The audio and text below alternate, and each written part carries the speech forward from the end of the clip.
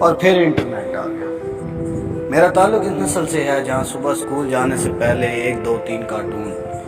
پوپی the seller اور pink panther دیکھا جاتا تھا، جہاں شام کو 4 بجے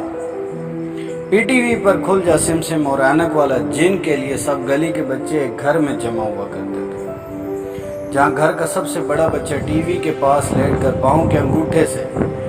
چینل چینج کیا کرتا تھا، جب 300 یا 250 چینل کی بجائے 2 یا 3 چینل ہوا کرتے تھے، یا صوفے کے گھر بنا کر گھر گھر کھیلا کرتے تھے۔ میرا تعلق اس نسل سے ہے جب سارے گلی کے بچے جمع ہو کر کرکٹ کھیلا کرتے تھے،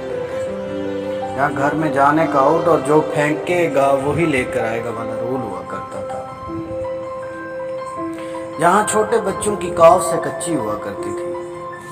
جہاں خوہ پہ خوہ، کوڑا جمال شاہی، چھپن چھپائی، پکڑن پکڑائی اور برف پانی والے کھیل کھیلنے کے لیے پگم کی جاتی تھی، جہاں مٹی کے کھلونے مل کر بنایا کرتے تھے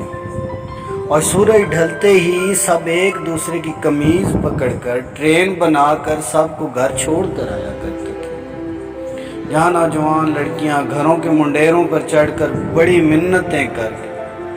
گنڈا گولا منگوایا کرتی تھی، جہاں ڈائجسٹ منگوانے کے لیے 1 روپے کی رشوت بھی بہت زیادہ ہوا کرتی تھی۔ میرا تعلق اس نسل سے ہے جہاں سب گھر والے شام کو ایک جگہ اکٹھے بیٹھ کر دن بھر کی داستان سنایا کرتے تھے، جہاں محلے کی لڑکیاں گھر میں بیٹھ کر ڈرامہ دیکھ سکتی تھی، وہ دور جب دھواں اور آشیانہ سب کی پسند ہوا کرتا تھا۔ میرا تعلق اس نسل سے ہے